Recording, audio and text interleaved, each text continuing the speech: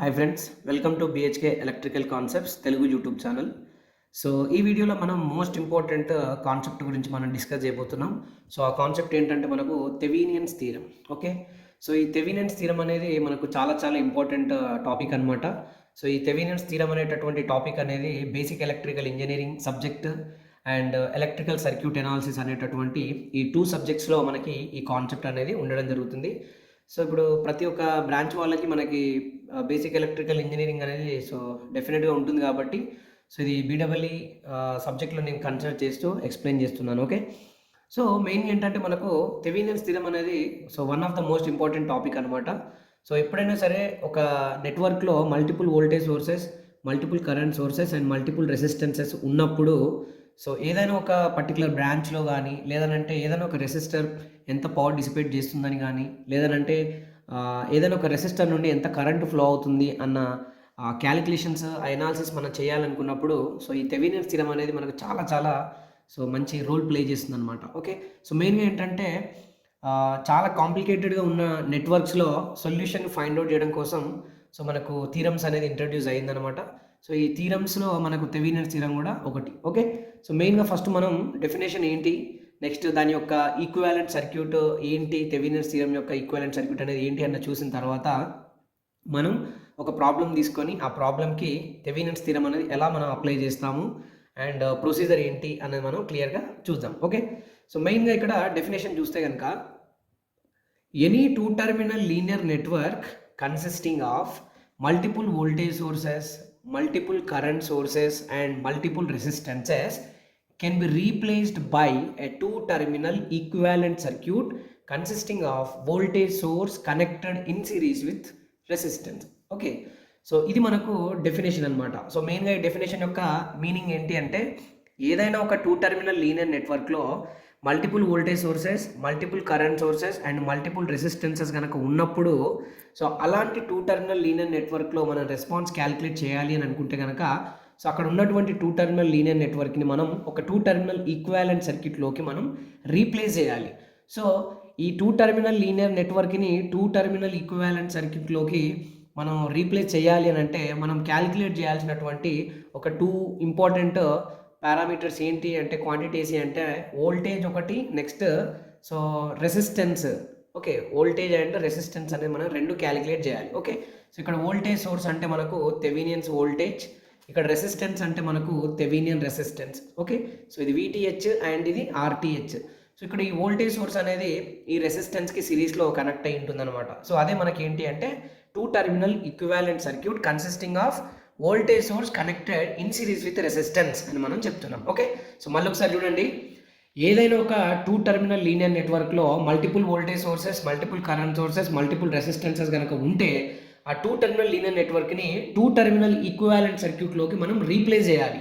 అది రీప్లేస్ చేయడం అంటే calculation of VTH and calculation of RTH అనేది మనకు అవసరం ఉంటుంది. ఓకే, సో ఇప్పుడు ఆ ఈక్వివలెంట్ సర్క్యూట్ ఎలా ఉంటుంది, ఈక్వివలెంట్ డయాగ్రామ్ ఎలా ఉంటుందంటే సో మనకు ఇలా ఉండడం జరుగుతుంది. ఓకే, చూడండి, 2 terminal equivalent circuit consisting of 1 voltage source connected in series with resistance.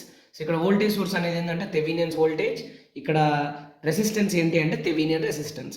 So 2 terminal linear నెట్వర్క్ని 2 టర్మినల్ ఈక్వివాలెంట్ సర్క్యూట్లోకి మనం మార్చాలి అని అంటే calculation of RTH and calculation of VTH అనేది మనకు ఖచ్చితంగా క్యాలిక్యులేట్ చేయాల్సి ఉంటుంది. సో అక్కడ ఉన్నటువంటి 2 టర్మినల్ నెట్వర్క్ని 2 టర్మినల్ ఈక్వాలెంట్ సర్క్యూట్లోకి మార్చాలి అని అంటే 2 టర్మినల్ ఈక్వాలెంట్ నెట్వర్క్లో ఉన్నటువంటి వాల్యూస్ తోటి మనం ఈ రెండింటిని క్యాలిక్యులేట్ చేయాలి. ఓకే, సో ఇది మనకు definition and equivalent circuit.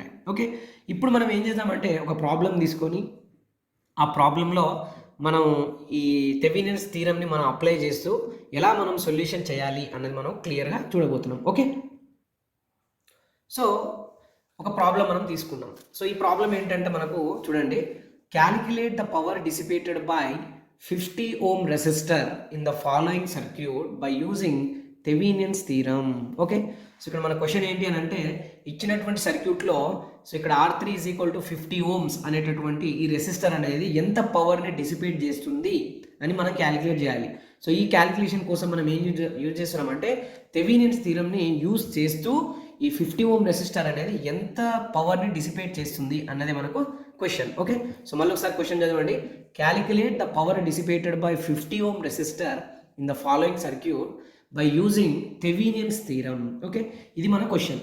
So ఇక్కడ చూడండి మనకి ఇచ్చినటువంటి, సో ఇక్కడ ఉన్నటువంటి సర్క్యూట్ డయాగ్రామ్లో చూస్తే కనుక సో 1 వోల్టేజ్ సోర్స్ ఉంది అండ్ 3 రెసిస్టర్స్ ఉన్నాయి. సో ఇక్కడ R1, R2, R3 అనేటటువంటి 3 రెసిస్టర్స్ ఉన్నాయి. So R1 is equal to 10 ohms value ఇచ్చారు, R2 is equal to 25 ohms ఇచ్చారు, R3 is equal to 50 ohms ఇచ్చారు. సో ఈ సర్క్యూట్లో మనకి ఉన్నటువంటి అప్లైడ్ వోల్టేజ్ ఎంత అంటే 50 volts. Okay, this is not ohms, this is volts. Okay, so sorry for this. So 50 volts అనేటటువంటి వోల్టేజ్ని మనకి ఇవ్వడం జరిగింది. అయితే ఇప్పుడు మన టార్గెట్ ఏంటి అని అంటే, సో ఇక్కడ ఈ 50 ఓం రెసిస్టర్ అనేది ఎంత పవర్ని డిసిపేట్ చేస్తుంది అన్నది మనకు క్వశ్చన్. సో మనకు ఆల్రెడీ ప్రీవియస్ వీడియోస్లో కూడా చాలాసార్లు డిస్కస్ చేసాం. ఏదైనా ఒక రెసిస్టర్ అనేది పవర్ డిసిపేట్ ఎంత చేస్తుంది అన్నది క్యాలిక్యులేట్ చేయాలంటే మనకు ఫార్ములా ఏంటంటే, so power dissipated by resistor is equal to current flowing through that resistor whole square multiplied with that value of resistor. అంటే ఇప్పుడు 50 ఓమ్స్ రెసిస్టర్ అనేది ఎంత మనకి పవర్ డిసిపేట్ చేస్తుందో క్యాలిక్యులేట్ చేయాలంటే, సో ఈ రెసిస్టర్ నుండి ఈ లోడ్ R3 నుండి ఎంత కరెంట్ అనేది ఫ్లో అవుతుందో ఆ కరెంట్ క్యాలిక్యులేట్ చేసి ఆ కరెంటు స్క్వేర్ ఇంటూ 50 చేసామంటే ఈ రెసిస్టర్ అనేది ఎంత పవర్ని డిసిపేట్ చేస్తుందో మనకు తెలిసిపోతుంది అనమాట. ఓకే, అయితే ఇక్కడ ఏంటంటే మనకు R3 is equal to 50 ohm resistor అనేది ఎంత పవర్ని డిసిపేట్ చేస్తుందో క్యాలిక్యులేట్ చేయాలి. అది క్యాలిక్యులేట్ చేయడం కోసం ఇక్కడ ఆ R3 నుండి ఎంత మనకి కరెంట్ ఫ్లో అవుతుందో క్యాలిక్యులేట్ చేయాలి. కానీ మనం యూజ్ చేసిన కాన్సెప్ట్ ఏంటి?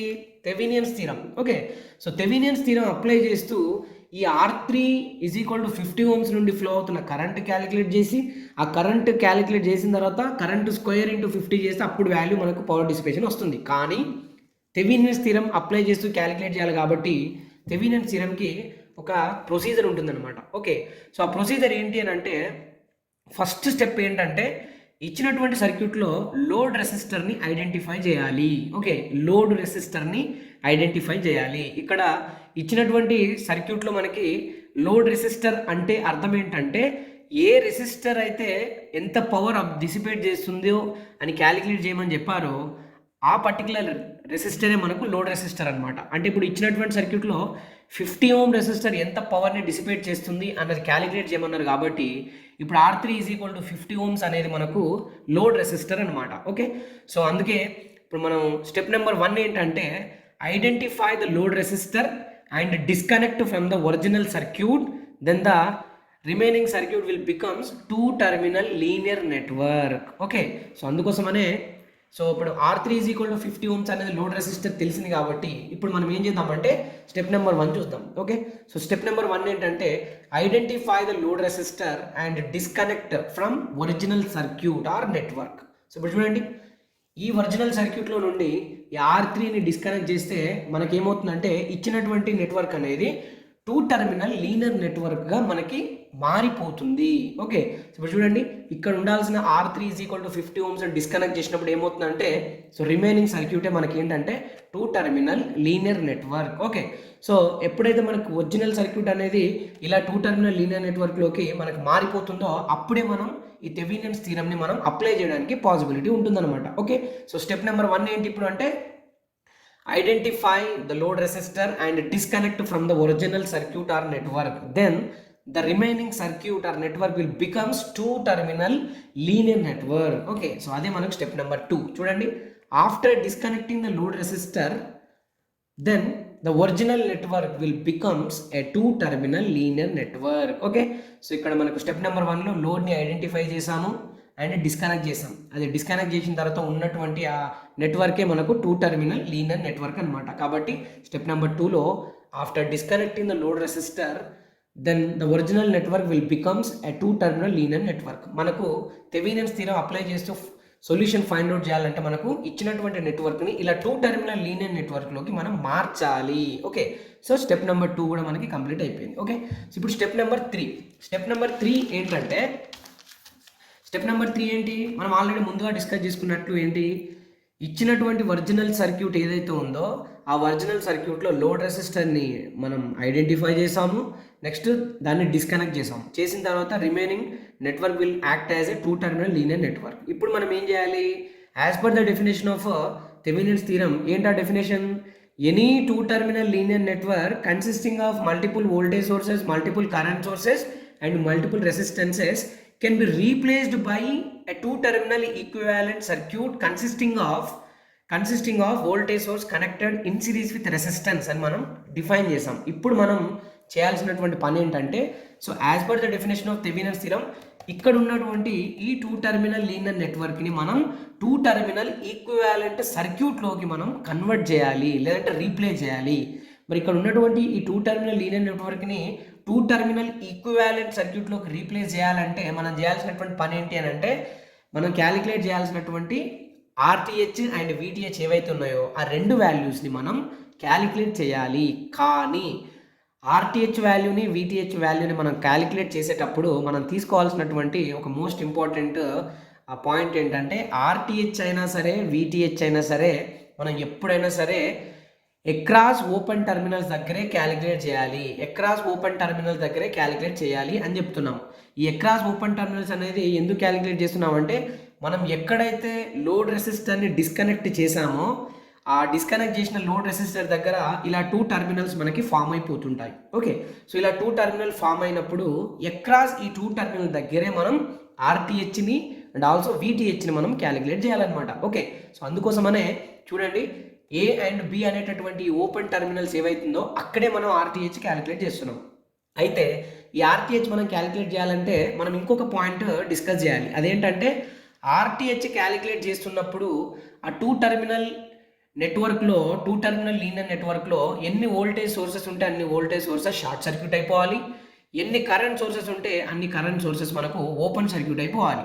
అప్పుడు ఏమవుతుంది, ఉన్నటువంటి సర్క్యూట్లో మనకి ఓన్లీ రెసిస్టర్లు మాత్రమే ఉంటాయి. సో ఆ రెసిస్టర్లు ఉన్నాయి కాబట్టి సిరీస్ అండ్ ప్యారలల్ కాంబినేషన్లో మనం సింప్లిఫై చేస్తే ఫైనల్గా మనకు అక్రాస్ ఈ టర్మినల్ ఏ అండ్ బికి మనకు ఆర్టీహెచ్ వాల్యూ అనేది వస్తుంది అనమాట. ఓకే, సో ఇప్పుడు మనం చేయాల్సినటువంటి పాయింట్ ఏంటంటే, మనం ఆర్టీహెచ్ని క్యాలిక్యులేట్ చేయాలి. సో అందుకోసమనే చూడండి, calculation of RTH across the terminals where we disconnected the load resistance by short circuiting voltage sources and open circuiting current sources.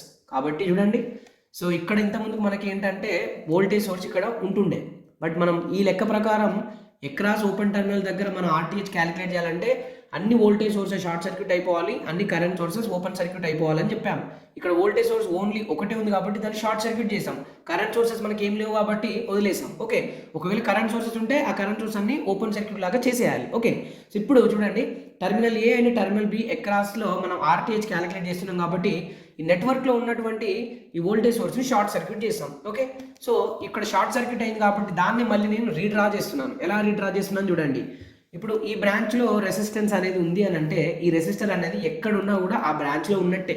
కాబట్టి సో ఇక్కడ ఉన్నటువంటి టూ టర్మినల్ నెట్వర్క్ని నేను ఏం చేశానంటే ఇలా డ్రా చేస్తాను. ఓకే, చూడండి, ఇప్పుడు ఇంతకుముందుకి రెసిస్టర్ ఇక్కడ ఉంటుండే, నేను అదే దాన్ని ఏం చేస్తాను, అదే బ్రాంచ్లో ఇక్కడ ప్లే చేస్తాను, ప్రాబ్లం ఏమి ఉండదు అట్లా. ఓకే, సో మనకి ఎలా కావాలో అలా మనం అడ్జస్ట్ చేస్తూ మనం ఈక్వివాలెంట్ రెసిస్టెన్స్ని క్యాలిక్యులేట్ చేయాలి. ఓకే, సో ఇప్పుడు చూడండి, R1ని మనం ఇక్కడ, R2 ఇక్కడ మనం చూస్తుంటే ఈ రెండు ఎలా ఉన్నాయి, మనకు ప్యారలల్ కనెక్షన్లో ఉన్నాయి. ఓకే, కాబట్టి R1 అండ్ R2 అనేది రెండు ప్యారలల్ కనెక్షన్లో ఉన్నాయి కాబట్టి so R1 and R2 are connected in parallel, then equivalent resistance R equivalent is equal to రెండు ప్యారలల్ రెసిస్టర్లు ఉన్నప్పుడు product of two resistance divided by addition of two resistance చేస్తాం. కాబట్టి R1 into R2 divided by R1 plus R2 is equal to R1 అంటే ఎంతవరకు ప్రాబ్లంలో 10 ohms ఉంది, R2 అంటే ఎంత 25, కాబట్టి 10 into 25 divided by 10 plus 25. So ఇప్పుడు మనం 10 into 25 అంటే 250, 10 ప్లస్ 25 అంటే 35. సో 250 డివైడెడ్ బై 35 చేస్తే మనకు వచ్చినటువంటి ఈక్వాలెంట్ రెసిస్టెన్స్ ఎంత అంటే 7.142 ohms అనేది ఈక్వాలెంట్ రెసిస్టెన్స్ వచ్చిందనమాట. సో ఇప్పుడు ఈ ఈక్వాలెంట్ రెసిస్టెన్స్ని నేను ఏం చేస్తున్నానంటే ఈ ప్యారలల్ కాంబినేషన్లో నేను రీప్లేస్ చేస్తాను. ఓకే, సో ఈ ప్యారలల్ కాంబినేషన్లో రీప్లేస్ చేస్తే మనకి ఏమవుతుందంటే సో నెట్వర్క్ అనేది ఇలా మారిపోతుంది. చూడండి, ఇంతకుముందుకున్న R1 R2 యొక్క రిజల్ట్ అంటే మనకు 7.142 ohms కాబట్టి ఆ రెండు ప్యారలల్ కాంబినేషన్లో ఉన్నటువంటి వాల్యూస్ ప్లేస్లో నేను ఇలా ఈక్వాలెంట్ రెసిస్టెన్స్ని ప్లేస్ చేశాను. ఇప్పుడు చూడండి, అక్రాస్ టర్మినల్ ఏ అండ్ బిలో మనం ఆర్టీహెచ్ క్యాలిక్యులేట్ చేస్తున్నాం కాబట్టి అక్రాస్ ఏ అండ్ బి టర్మినల్లో ఉన్న value only R equivalent value, కాబట్టి R equivalent is directly appearing across terminal A and B. కాబట్టి RTH is equal to R equivalent is equal to 7.142 ohms అనేది మనకు so RTH value అనేది మనకు వచ్చేసింది అనమాట. ఓకే, ఇప్పుడు మనకేంటి క్యాలిక్యులేషన్ ఆఫ్ థెవెనిన్ రెసిస్టెన్స్ అనేది మనకు ఓవర్. ఇప్పుడు మనకు రిమైనింగ్ ఏముంటుంది, థెవెనియన్స్ వోల్టేజ్ క్యాలిక్యులేట్ చేయాలి. సో థెవెనియన్స్ వోల్టేజ్ అనేది అది కూడా మనం ఎక్కడ క్యాలిక్యులేట్ చేయాలి అంటే across open terminals where we disconnected the load resistance. Okay, అక్కడే మనం అది కూడా క్యాలిక్యులేట్ చేయాలి. కాబట్టి స్టెప్ నెంబర్ 4లో మనం VTH వాల్యూని క్యాలిక్యులేట్ చేద్దాం. Okay, so step number 4, calculation of VTH across the terminals where we disconnected the load resistor, and calculation of VTH means finding the voltage drop across the resistor which is exactly connected across the open terminals అని మనం చెప్తున్నాం అనమాట. దీని meaning ఏంటి యాక్చువల్గా మనకంటే VTH అనేది ఎక్కడైతే లోడ్ రెసిస్టెన్స్ని మనం డిస్కనెక్ట్ చేసామో అక్కడ ఏర్పడ్డటువంటి ఆ 2 టర్మినల్స్ ఏవైతున్నాయో వాటికి అక్రాస్లో మనం VTH క్యాలిక్యులేట్ చేయాలి. ఓకే, అయితే VTH క్యాలిక్యులేట్ చేయాలి అనుకుంటే కనుక మనకి సింపుల్ ఏంటంటే అక్రాస్ ఓపెన్ టర్మినల్ దగ్గర VTH క్యాలిక్యులేట్ చేయాలంటే ఆ ఓపెన్ టర్మినల్స్ అక్రాస్లో ఏదైనా ఒక రెసిస్టర్ కనుక మనకు కనెక్ట్ అయ్యి ఉంటే అక్కడ రెసిస్టర్ దగ్గర వోల్టేజ్ డ్రాప్ ఎంత వస్తుందో క్యాలిక్యులేట్ చేస్తే అదే వోల్టేజ్ డ్రాప్ మనకు అక్రాస్ ఓపెన్ టర్మినల్ దగ్గర అపీర్ అవుతుంది. కాబట్టి calculation of VTH means finding the voltage drop across the resistor which is exactly connected across the open terminals అని చెప్తున్నాడు. అంటే మీకు అర్థమైందో కాలేదో ఈ డయాగ్రామ్లో నేను ఎక్స్ప్లెయిన్ చేస్తాను, క్లియర్గా అర్థమవుతుంది. చూడండి, ఇప్పుడు చూడండి, మన లోడ్ రెసిస్టెన్స్ని డిస్కనెక్ట్ చేసిన తర్వాత మనకు ఉన్నటువంటి 2 టర్మినల్ లీనియర్ నెట్వర్క్ ఏంటి, ఇదే కదా. చూడండి, A అండ్ B టర్మినల్ దగ్గరే VTH క్యాలిక్యులేట్ చేస్తున్నాం.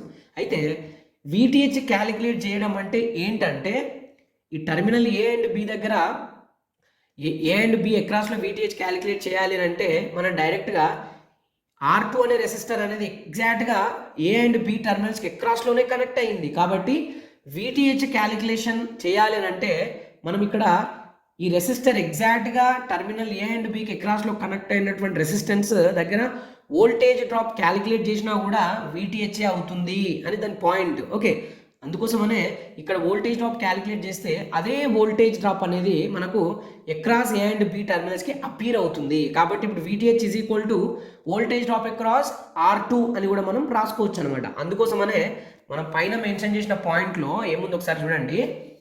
Calculation of VTH means finding the voltage drop across the resistor which is exactly connected across the open terminals అని మనం అంటున్నాం. అంటే ఏంటి, calculation of VTH means finding the voltage drop across the resistor which is exactly connected across terminal A and B. కాబట్టి ఈ R2 దగ్గర voltage drop calculate చేస్తే మనకు VTH వచ్చేసినట్టే. అంటే ఇక్కడ వచ్చిన డ్రాపే ఈ టర్మినల్ A అండ్ Bకి అపీర్ అవుతుంది. కాబట్టి VTH is equal to voltage drop across R2 అని మనం రాసుకోవచ్చు. ఓకే, అయితే ఇప్పుడు చూడండి, ఇక్కడ R2 దగ్గర వోల్టేజ్ డ్రాప్ క్యాలిక్యులేట్ చేయాలంటే ఫస్ట్ ఈ R2 నుండి ఎంత కరెంటు ఫ్లో అవుతుందో మనకు తెలియాలి. ఎందుకంటే voltage drop across resistor is equal to I/R అనే ఫార్ములా ప్రకారం ఈ కరెంట్ అనేది ఈ రెసిస్టర్ నుండి ఎంత కరెంటు ఫ్లో అవుతుందో తెలిస్తే ఆ కరెంటు మల్టిప్లైడ్ విత్ R2 చేస్తే మనకు వోల్టేజ్ డ్రాప్ వస్తుంది. కాబట్టి ఫస్ట్ మనం ఏం చేయాలి, ఈ రెసిస్టర్ నుండి ఎంత కరెంటు ఫ్లో అవుతుందో మనం క్యాలిక్యులేట్ చేయాలి. ఓకే, సో దానికోసం మనం ఏం చేస్తున్నామంటే యాక్చువల్గా ఇప్పుడు చూడండి, terminal A and terminal B open circuit అన్నప్పుడు ఓపెన్ సర్క్యూట్ నుండి కరెంట్ అనేది ఫ్లో అవ్వదు. కాబట్టి కరెంట్ ఈజ్ ఈక్వల్ టు 0 అని మనం ఓపెన్ టర్మినల్స్లో చెప్పొచ్చు. కాబట్టి ఇక్కడ క్లియర్గా మనకు తెలిసిపోతుంది terminal A and B open terminal. కాబట్టి can I redraw the circuit like this? Yes, మనం పైన ఉన్నటువంటి ఆ నెట్వర్క్ సర్క్యూట్ని మనం ఇలా రీడ్రా చేయొచ్చు. ఎందుకంటే ఓపెన్ టర్మినల్స్లో కరెంట్ వాల్యూ అనేది 0 కాబట్టి ఆ టర్మినల్ A అండ్ B మనం రిమూవ్ చేసామనుకోండి, రిమైనింగ్ సర్క్యూట్ ఎలా ఉంటుంది, ఇలా ఉంటుంది. ఓకే, ఇప్పుడు చూడండి, R1 is equal to 10 ohms ఉంది, R2 is equal to 25 ohms ఉంది, and applied voltage V is equal to 50 volts. ఇప్పుడు చూడండి, మనకు కావాల్సింది ఏంటి, ఈ R2 నుండి ఎంత కరెంటు ఫ్లో అవుతుందో కావాలి కదా. కాబట్టి R2 నుండి ఎంత కరెంటు ఫ్లో అవుతుందో క్యాలిక్యులేట్ చేయాలంటే ఫస్ట్ ఉన్నటువంటి సర్క్యూట్లో ఎంత ఈక్వివాలెంట్ రెసిస్టెన్స్ ఎంత ఉందో క్యాలిక్యులేట్ చేయాలి. కాబట్టి ఇప్పుడు మనం గమనించండి, R1 అండ్ R2 అనే రెండు సిరీస్లో ఉన్నాయి. కాబట్టి equivalent resistance R equivalent is equal to R1 plus R2 రెండు సిరీస్లో ఉన్నాయంటే యాడ్ చేయొచ్చు కదా. So R1 plus R2 is equal to 10 plus 25, so that R equivalent is equal to 35. So ఇక్కడ ఉన్నటువంటి ఈ సిరీస్ కాంబినేషన్లో ఈ 35 ohms రీప్లేస్ చేస్తే సర్క్యూట్ అనేది ఇలా మారిపోతుంది. కాబట్టి V is equal to 50 volts, R equivalent is equal to 35 ohms. ఇప్పుడు చూడండి, మనం ఈ సర్క్యూట్లో కరెంట్ క్యాలిక్యులేట్ చేయాలి. So I is equal to V divided by R equivalent చేసామనుకోండి, మనకేమవుతుంది, ఆ సర్క్యూట్లో ఉన్నటువంటి కరెంట్ తెలుస్తుంది. కాబట్టి I is equal to V divided by R equivalent is equal to 50 divided by 35. So 50 by 35 అంటే 1.4285 ఆంపియర్ అనేది కరెంట్ వస్తుంది అనమాట. సో ఇప్పుడు ఈ కరెంట్ అనేది ఎక్కడి నుంచి స్టార్ట్ అవుతుందంటే, సో ఈ వోల్టేజ్ సోర్స్ పాజిటివ్ టర్మినల్ నుంచి స్టార్ట్ అవుతూ ఇలా ఇలా ఇలా ఇలా ఫస్ట్ ఈ జంక్షన్ పాయింట్కి చేరుతుంది. ఓకే, ఈ జంక్షన్ పాయింట్కి చేరిన తర్వాత ఇక్కడ కనుక ఈ టర్మినల్ ఏ అండ్ బి అనేటటువంటి ఈ టర్మినల్ మనకు క్లోజ్ అయ్యి ఉంటేనేమో మనకు based on current division rule వల్ల మనకు ఈ బ్రాంచ్లో ఎంత కరెంట్ ఫ్లో అవుతుందో మనం క్యాలిక్యులేట్ చేయొచ్చు. కానీ టర్మినల్ ఏ అండ్ బి అనేది ఓపెన్ టర్మినల్స్ కాబట్టి కరెంటు ఈజ్ ఈక్వల్ టు 0. కాబట్టి ఇక్కడికి వచ్చినటువంటి టోటల్ కరెంట్ అనేది R2 నుండే ఫ్లో అవుతుంది ఇలా. ఓకే, R2 నుండే ఇలా ఫ్లో అవుతుంది. కాబట్టి ఇప్పుడు మనం ఏం చెప్పొచ్చు, current flowing through R2 is equal to 1.4285 amperes అని మనం చెప్పొచ్చు. కాబట్టి ఇప్పుడు R2 నుంచి కరెంట్ ఫ్లో అవుతున్న కరెంట్ అనేది 1.4285 ఆంపియర్ మనకు తెలిసింది. కాబట్టి సో ఈ కరెంట్ మల్టిప్లైడ్ విత్ R2 మనం చేస్తే కనుక వోల్టేజ్ డ్రాప్ అక్రాస్ R2 వస్తుంది. కాబట్టి చూడండి, so voltage drop across R2 is equal to current flowing through R2 I into R2.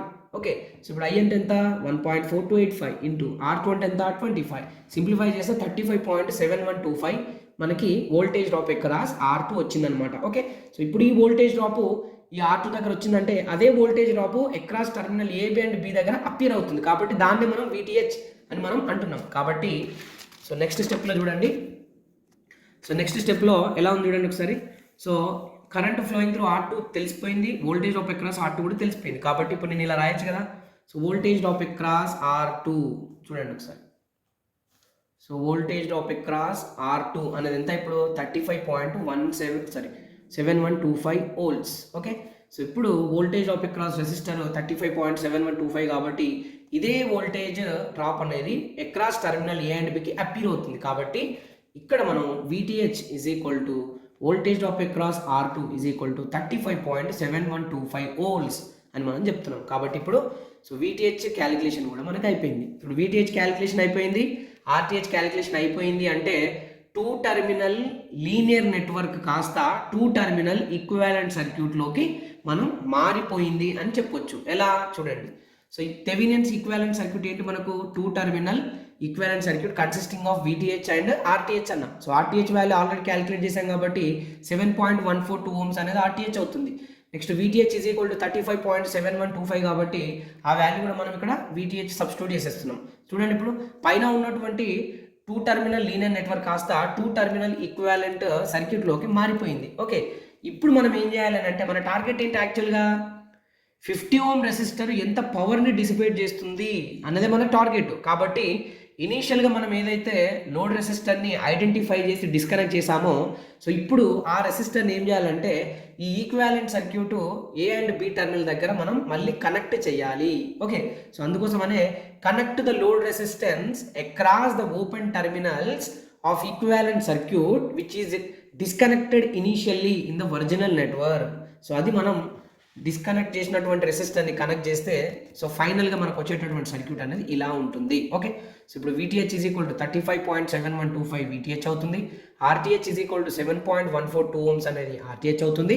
ఇనీషియల్గా డిస్కనెక్ట్ చేసినటువంటి R3 ఈజ్ ఈక్వల్ టు 50 ఓమ్స్ని మనం ఈ టర్మినల్స్ అక్రాస్ ఇలా కనెక్ట్ చేస్తే సర్క్యూట్ క్లోజ్ అయిపోతుంది. ఇప్పుడు మన టార్గెట్ ఏంటి, R3 అనేది ఎంత పవర్ని డిసిపేట్ చేస్తుందో తెలియాలి అని అంటే మనం చెప్పాం కదా.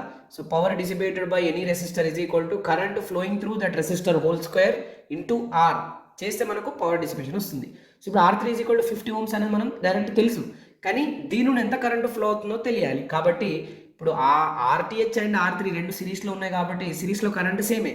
కాబట్టి RTH R3 రెండింటిని equivalent circuit calculate equivalent resistance calculate చేస్తే సో RTH ప్లస్ R3 రెండు సిరీస్ కాబట్టి యాడ్ చేస్తున్నాం డైరెక్ట్గా.